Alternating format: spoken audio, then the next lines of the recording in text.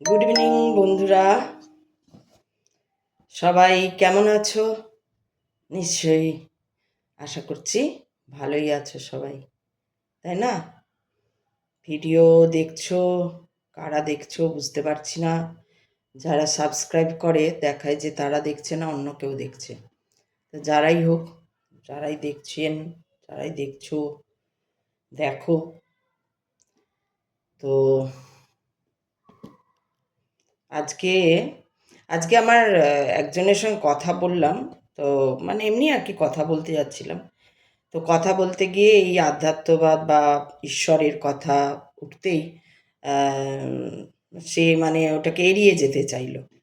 তো তার সেইটা দেখে বা আমার আগেও ঘটেছে। তো দেখেছি জিনিসগুলোকে যে কেউ এড়িয়ে যেতে চায়, কেউ নেই বলে তর্ক করতে যায়, আবার কেউ শুনতে চায়, আবার উম, মানে শোনে কিন্তু যে খণ্ডন করতে পারে না জিনিসগুলোকে, যে হয়তো বিশ্বাস নেই তার, কিন্তু খণ্ডন করতে পারে না যখন আমি কথাগুলো শুরু করি, কিছু বলছি। তো এরকম আছে। কিন্তু আজকে আমার হঠাৎ ওই যার যার সঙ্গে কথা হতে তিনি এড়িয়ে গেলেন, তখন আমার একটা কথা মাথায় ঢুকলো যে আধ্যাত্মিকতাকে মানুষ এত ভয় পায় কেন? আধ্যাত্মিকতা বা সত্য বা ঈশ্বর, আধ্যাত্মিকতা কি? আধ্যাত্মিকতা তো সত্য, যেটা সত্য, যেটা একদম রিয়েল, সেটাই তো আধ্যাত্মিকতা। তো আদি আত্মিক মানে বহু পুরনো যেটা আত্মা বা আত্মিক, সেইটা। তো সেইটাকে মানুষ এত ভয় পায় কেন, এড়িয়ে যায় কেন, এড়িয়ে যেতে চায় কেন? বা ধরো যদি আমি বলি যে এই যে আমি একদিন ভিডিও করলাম ফেক ভক্তি নিয়ে, যেটাকে ফেক ভক্তি বা রামকৃষ্ণ পরমহংসদেব যেটাকে কাঁচা ভক্তি বলছেন, যে হ্যাঁ আমি যেটা বারবার বলি যে তোমরা সকাল সন্ধে ধূপ দিচ্ছ, অমুক দিন তমুক দিন তমুক পুজো তমুক পুজো তমুক পুজো করছো, কিন্তু ওটা ভক্তি নয়, বা ওটা ঈশ্বর প্রেম নয়, বা ওটা কোনো আধ্যাত্মিকতা নয়, ওটা কোনো রিয়েল নয়, ওটা কোনো ইয়ে নয়, ওটা একটা এমনি করেই যাচ্ছ। যদি সত্যি মানে ওই পুজোর মধ্যে দিয়েই সব জ্ঞানটা চলে আসতো, তাহলে তো মানুষ বদলেই যেত, দুনিয়া বদলে যেত, তাহলে তো এত বিশৃঙ্খলতা চারিদিকে আমরা দেখতাম না। তো আমি আজকে ওই জন্য ভয়টার ওপর জোর দিচ্ছি, যে কোথাও তো একটা নিশ্চয়ই ভয়ই থাকে। কারণ আমরা যখন কোনো কিছু ভয় পাই, তখনই আমরা সেটাকে হয় এড়িয়ে যাই, নয় সেটা থেকে পালিয়ে যাই, না সেটা নিয়ে আমরা কোনো রকম কথা বলতে চাই না, না ব্যস্ততা দেখাই যে না এটা বলবো না, বলবো নাও হয়তো বলি না, আমরা ব্যস্ততা দেখাই, তখন আমরা কোনো কাজের বাহানায় চলে যাই, আমরা ইয়ে করি, আমরা আসি না। এই যে আমি কথা করব বলেছি, যে ভিডিওটাও আমি ছেড়েছি, কথা আমি ভাগবত কথা করব আমার বাড়িতে, আমি আমন্ত্রণ জানিয়েছি না। আমার ইউটিউবে একটা কিছু কেউ বলেছে, জানতে চেয়েছে, দেখেছে, মাত্র মাত্র গুটি কয়েক দেখেছে, তাও পুরো হয়তো দেখেছে কিনা জানি না, ওটা ছোটই ভিডিও, আমন্ত্রণ জানানো শুধু। আর ফেসবুকে হিন্দিতে বলেছি প্লাস বাংলায় বলেছি, রিলে ছেড়েছি, কোথাও একটা মানে দেখেছে, ভিউজ এমনি এসেছে, কিন্তু কেউ লাইক করেনি, কেউ কোনো কথা বলেনি। এইগুলো থেকে আমি এবার বুঝতে পারছি, আমি আগে ভাবতাম বোধহয় যে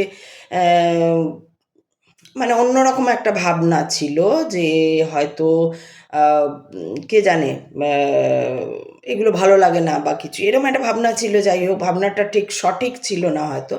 তো এখন আমি এইসব দেখে টেখে দেখছি যে মানুষ অ্যাকচুয়ালি ভয় পায়, ভয় পায় বলে তারা ওগুলো এড়িয়ে যায়, যে না বাবা ওইসব ওইসব বুঝি না, এই যে কী বলে এড়াচ্ছে, আমি ভয় পাচ্ছি বাবা, আমি না, ওরকম না, ভাষাটা আলাদা হয়ে যাচ্ছে। ভাষাটা কী হয়ে যাচ্ছে, না আমার তো ওই সময় হবে না, আমার তো ওইসব নিয়ে কথা বলার সময় নেই, আমার তো ইয়ে প্রধানমন্ত্রী প্রধানমন্ত্রী নরেন্দ্র দামোদর দাস মোদি, তিনি তিনি আধ্যাত্মিকতা নিয়ে রীতিমতো চর্চা, আধ্যাত্মিকতার মধ্যে থাকেন বলেই তো দেশের এত কিছু দেখতে পেয়েছেন। দেশ যে কলোনিয়াল অবস্থায় ছিল সেইখান থেকে তাকে 1 নম্বরে নিয়ে যাবার যে একটা উদ্দেশ্য তিনি নিয়েছেন, সেটা কোত্থেকে এসছে? তাঁর আধ্যাত্মিকতা থেকে এসছে। আধ্যাত্মিকতা মানে কি? আধ্যাত্মিকতা মানে তোমরা যেটা বলো না যে আগে বেশ ভালো ছিল মানুষ, একে অপরের সাহায্যে আসতো, বা অমুক করতো, বা তসুক করতো, বা দেওয়া নেওয়া ছিল, বা এটা কি? এটাই তো আধ্যাত্মিকতা। মানুষ মানুষের কথা ভাবতো, মানুষ মানুষের উপকারে দাঁড়াতো, মানুষ মানুষের জন্য সহায়ক হতো, এটাই তো আধ্যাত্মিকতা। এটাই তো যখন মানুষ শুরু হয়েছিল, আর্লি এজে যখন মানুষ হলো, তখন আস্তে আস্তে ধীরে ধীরে মানুষ এই যে আবিষ্কার করতে শিখলো, জানতে শিখলো, খোঁজ পাত করলো। তো একজনই কি খোঁজ করেছিল? সব মানুষই প্রায় খোঁজ করেছিল, সব মানুষই প্রায় একজন খোঁজ করছে, একজন পাশে দাঁড়িয়ে আছে, একজন টেস্ট করছে, একজন এই যে আজকে আমরা সাধারণভাবে যে খাবার খাই, ধান চাল, এগুলো কি করে এলো? কি করে এই লোকটা বুঝলো? যে প্রথম তুমি চিন্তা করো আধ্যাত্মিকতা এটা, এই যে তোমার মাথায় কোয়েশ্চেনটা যদি আসে, আচ্ছা ধান একদম প্রথম লোকে বুঝলো কি করে এটা ধান? এটা যে সিদ্ধ করলে খাওয়া যাবে, কি করে বুঝলো? এই যে প্রশ্নটা জাগলো, এবং এরপরে তুমি উত্তর খুঁজবে। আজকের দিনে তুমি উত্তর খুঁজতে গেলে কি হবে? কিছু বইয়ের সাহায্য নেবে, কিছু বইয়ের সাহায্য নেবে, যে কি করে, কোথায়, কোন বইয়ে আমি এগুলো জানবো, তার সাহায্য নেবে। তাহলে সেই করতে করতে করতে করতে দেখা যাবে তোমার আরও অনেক কিছু আশেপাশে জ্ঞান হয়ে যাচ্ছে। এইভাবেই তুমি জেনে যাবে কিভাবে কে প্রথম ধান ধান এটা যে ধান, এটাকে সিদ্ধ করলে এর ভিতরে চাল আছে, সেটা সিদ্ধ করলে মানুষ খেলে পেট ভরবে, এবং এটা এই জায়গাকার প্রধান খাদ্য। এই যে এইগুলো হলো, এগুলো আবিষ্কার হলো এই করে, এগুলো কি একদিনে হয়েছে? কি থেকে হয়েছে? এইগুলো কি থেকে হয়েছে? এগুলো খোঁজ থেকে হয়েছে, খোঁজ। তাহলে এই খোঁজটাই হচ্ছে, এই খোঁজটা কি? খোঁজটা হচ্ছে বিজ্ঞান। কিন্তু কিসের? না আধ্যাত্মিকতার মধ্যে বিজ্ঞান। ঠিক আছে? আধ্যাত্মিকতা এখন মানুষের কি হয়ে গেছে, মানুষ অনেক ভুল ধারণায়, বারবার যেটা বলি, আমরা মায়াতে এত আষ্টে পৃষ্ঠে জড়িয়ে আছি, এত ভুল ধারণা আমাদের মধ্যে ইনজেক্ট করে দেওয়া হয়েছে, আর তার জন্যই এসে এসে যাচ্ছে ভুল ধারণাগুলো, যেটার থেকে আমরা বেরোতে চাইছি না। এই বেরোনোটা একটা ভুল ধারণা, একটা কনসেপ্ট, ভুল কনসেপ্ট, ভ্রম যাকে বলে, সে ধর্ম নিয়ে হোক, ঈশ্বর নিয়ে হোক, আধ্যাত্মিকতা নিয়ে হোক, সনাতন ধর্ম নিয়ে হোক, অন্য যা কিছু এই ধরনের কথা নিয়ে হোক, পৃথিবী কি করে এলো, সৌরমণ্ডল কি করে হলো, এই কি করে হলো, আমরা কি করেছি, আমাদের যা ওই বইয়ে পড়েছি ওটাই সত্য। ওর বাইরে যে কিছু থাকতে পারে, নিজের থেকে চিন্তাটা যদি আসে কারুর একটা মাথায়, যে ভাই এটা কি করে হলো, তখন সে কী করবে? নিজেই খুঁজবে, নিজেই খুঁজবে। এবার যেই নিজে খুঁজতে যাবে, তখন সে ওইটা খুঁজতে গিয়ে যা যা যা যা যা যা যা যা পাবে, সেই যে খোঁজটা, আর তার চলাটা, আর তার জানতে পারাটা, এটাই আধ্যাত্মিকতা। তো এখানে ভয় পাওয়ার কি আছে? কিন্তু মানুষ ভয় পায়। মানুষের ওইসব এখন নয়, ওইসব বয়স সবার সঙ্গে কোনো সম্পর্ক নেই। আমি বারবার এই কথাটা বলছি। বয়স 80, 70, 60, 50 অমুক হয়ে গেল, তাই আমি আধ্যাত্মিকতা নেই এইবার আমি ভাববো, তাতে তোমার কোনো দিনও সময় হবে না। তাতে তোমার 80 বছরেও সময় হবে না।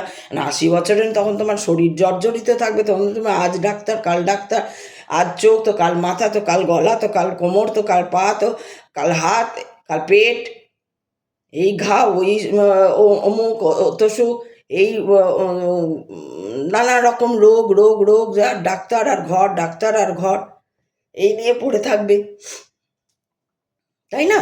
80 বছর 70 বছর যখন হয়ে যাবে, কারণ স্বাভাবিক স্বাভাবিক এটা একদম স্বাভাবিক, যেই তোমার হাড়ের জোর কমতে থাকবে।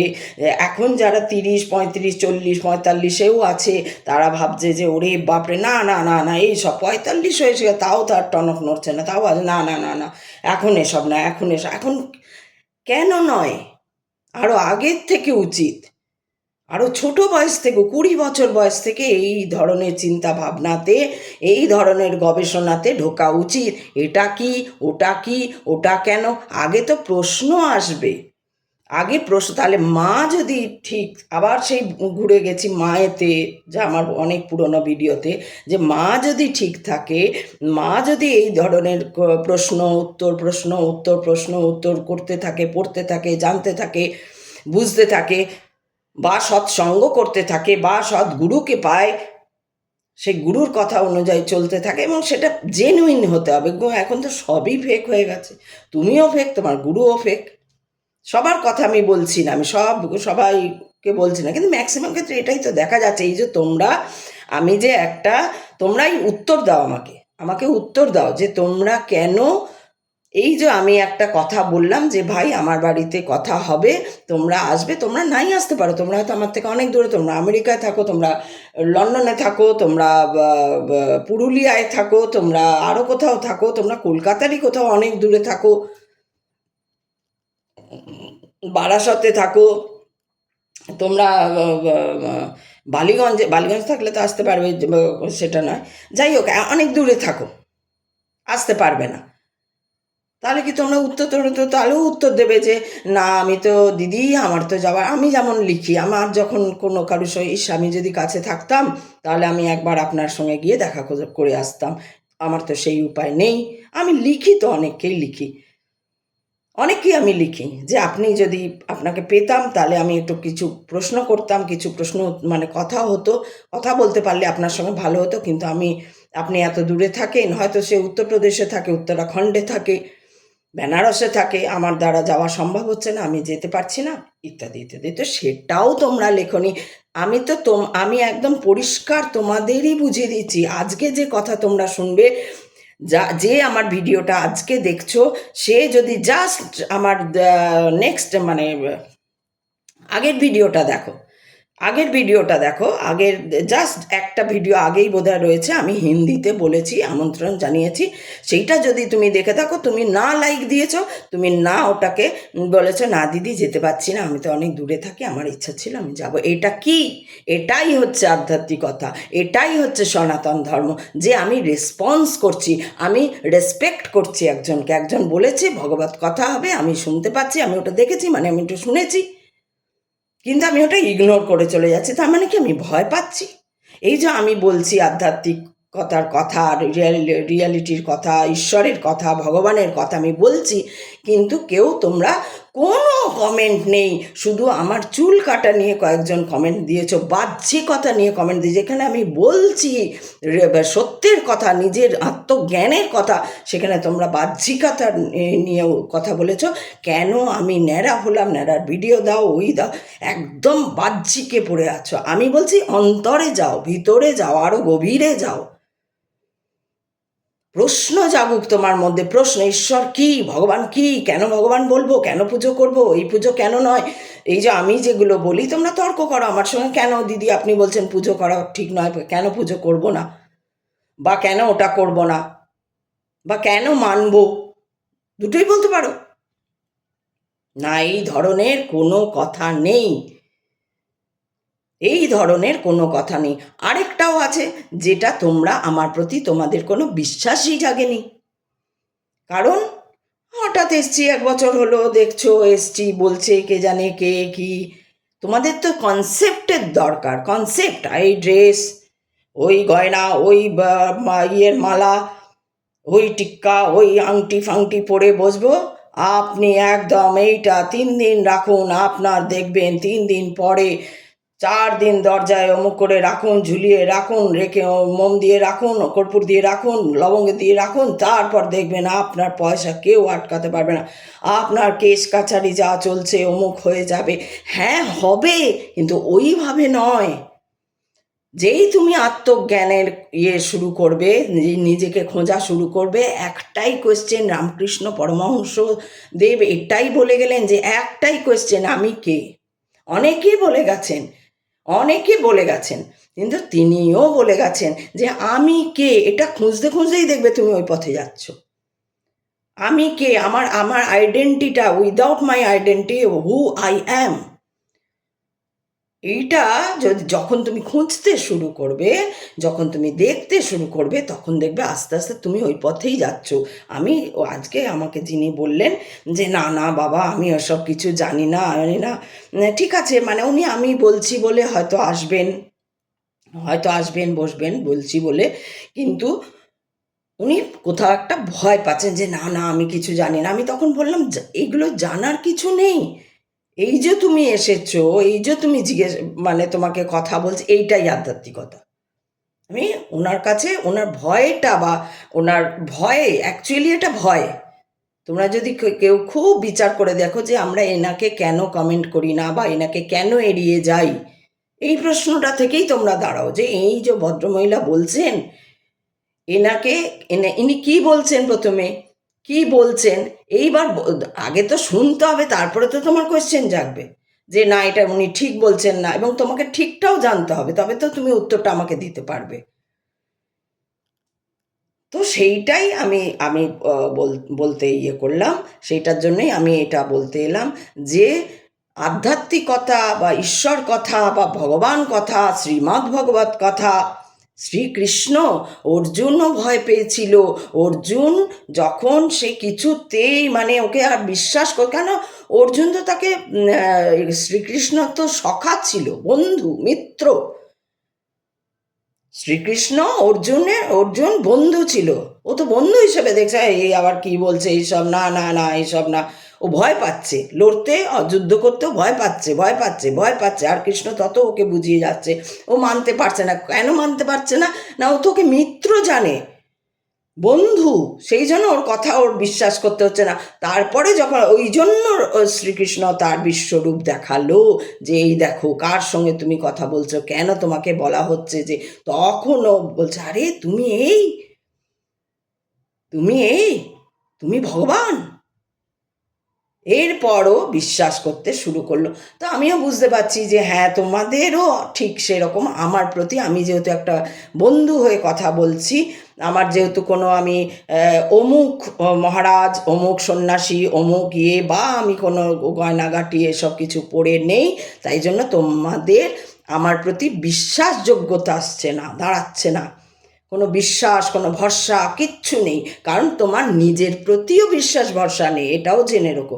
আমার প্রতি বিশ্বাস ভরসা তখনই আসতো যদি তোমার নিজের প্রতি আস্থা থাকতো।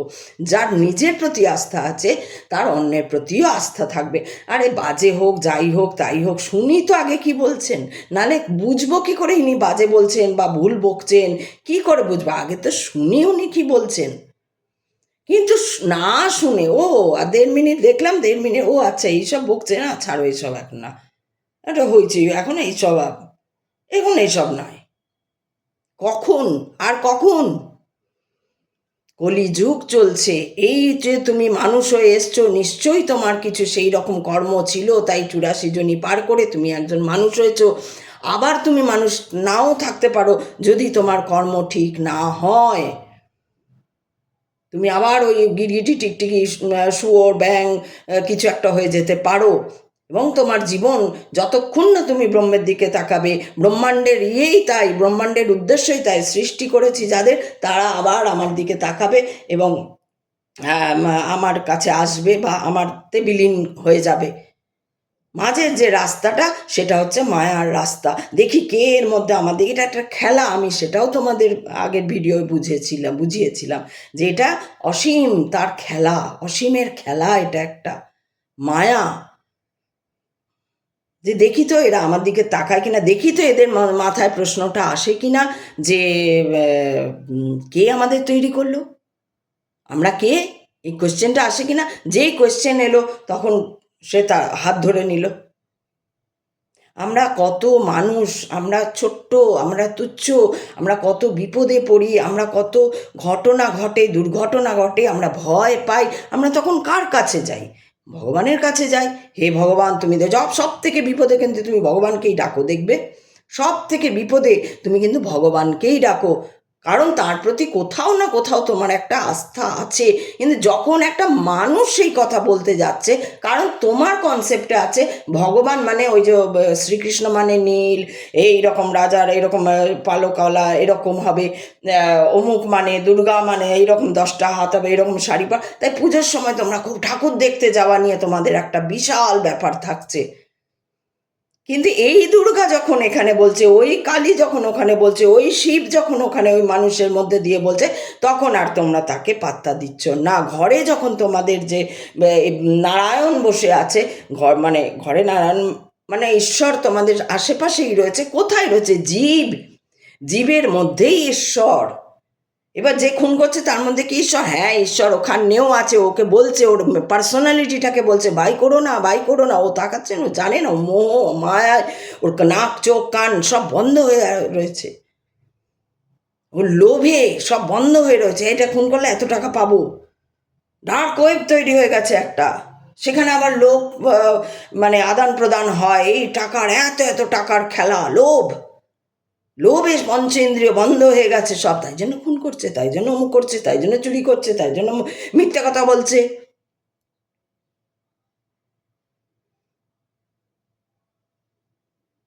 তুমি একবার ভাবো, তোমরা একবার ভাবো, আজকে আমি তোমাদের জিজ্ঞেস করছি, তোমরা একবার ভাবো কেন তোমরা উত্তর দাও না? কেন তোমরা বিশ্বাসযোগ্যতা তোমাদের মধ্যে আসেনি? তুমি কি ভাবছো এটা নিয়ে? আমি তো বলে দিচ্ছি যে তোমার নিজের প্রতি আস্থা নেই, তাই তুমি আমাকেও বিশ্বাস করতে পারছো না যে এ ঈশ্বরের কথা বলছে। কি বলছে শুনি,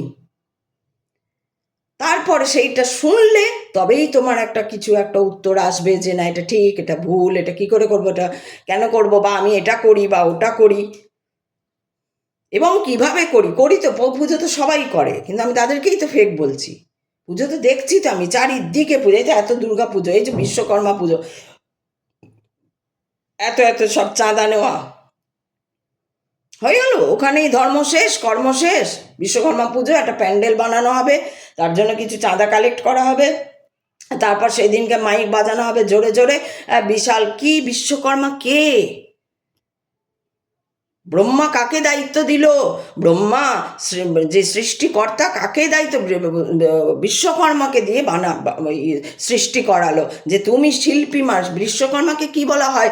শিল্পের ঈশ্বর বলা হয়। শিল্প, তার কারিগরি, সে তার তার পুজো মানে মাইক বাজানো নয় 4 দিন ধরে বা 2 দিন ধরে। আর একটা খিচুড়ি ঘাঁটলাম, আর তারপরে যাদের থেকে চাঁদা নিয়েছি তাদেরকে গিয়ে একটু খিচুড়ি দিয়ে এলাম, হয়ে গেল বিশ্বকর্মা পুজো শেষ। না, তুমি একজন শিল্পীকে মর্যাদা দিতে জানো না যদি, তাহলে তোমার বিশ্বকর্মা পুজোর কোনো অধিকারই নেই। বিশ্বকর্মাকে পুজো করা কি চারটিখানি ব্যাপার নাকি? সেই তো ক্রিয়েট করেছে ব্রহ্মার আদেশে। যেমন আমি বলছি আমি আদেশ পেয়েছি যে ঈশ্বরের কথা করার,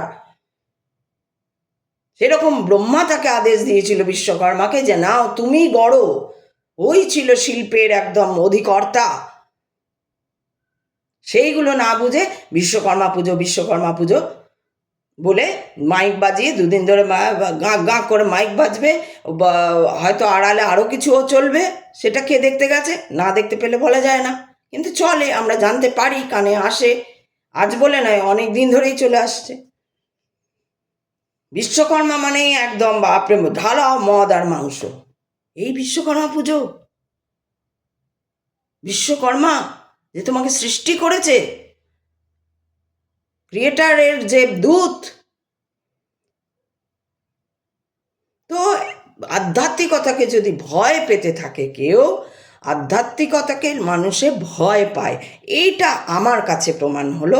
তোমরা যদি ভয় না পাও, নিশ্চয়ই তোমরা পুরো ভিডিও দেখবে এবং তোমাদের আমার প্রতি আস্থা জাগবে, আগে নিজের প্রতি আস্থা জাগবে, তাই জন্য তোমরা আমার কথাও বিশ্বাস করতে শুরু করবে। একদিন বিশ্বাসযোগ্যতা ফিরে আসবে, একদিন ভরসা ফিরে আসবে যে হ্যাঁ শুনি ইনি কি বলছেন। তাই ভয় পাওয়া নয়, আধ্যাত্মিকতাকে ভয় পেয়ে দূরে সরে গেলে ক্ষতি, এই পৃথিবীর ক্ষতি, তোমার নিজের ক্ষতি, তোমাকে আবার ওই শুয়োর কুকুর ইঁদুর ছাগলে আসতে হবে। ছাগলে আসবে, আবার মানুষ কাটবে, কেটে খাবে তোমাকে।